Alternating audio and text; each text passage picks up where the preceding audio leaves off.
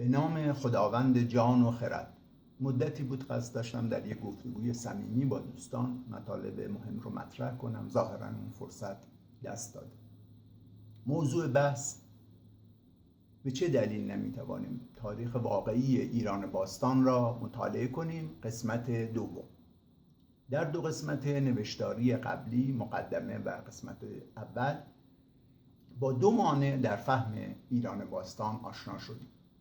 مانع اول هرودوت، مانع دوم مجموعه متفکرین غربی که از تناقضات هرودوت پیروی کرده بود.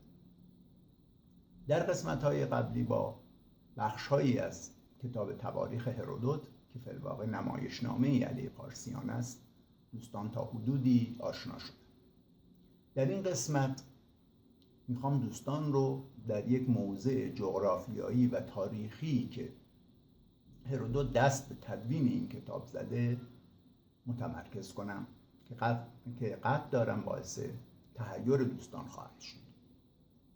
دوستان، نقشه جهان قدیم و امپراتوری هخامنشی رو در ذهنشان مجسم کنن.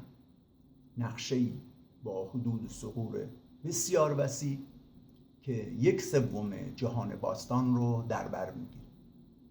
در این نقشه عظیم در یک نقطه کوچکی هرودوت دست به مقایسه این امپراتوری عظیم با قسمت کوچکی به نام یونان باستان زد. ایران باستان رو با یونان باستان مقایسه کرده. فیل و مروج. چرا این کار رو کرده؟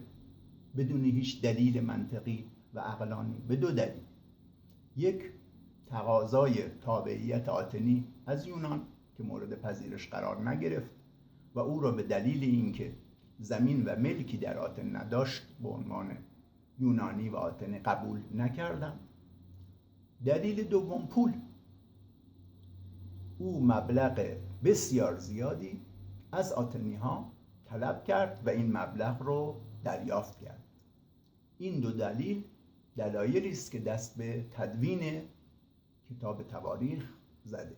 شاد باشید.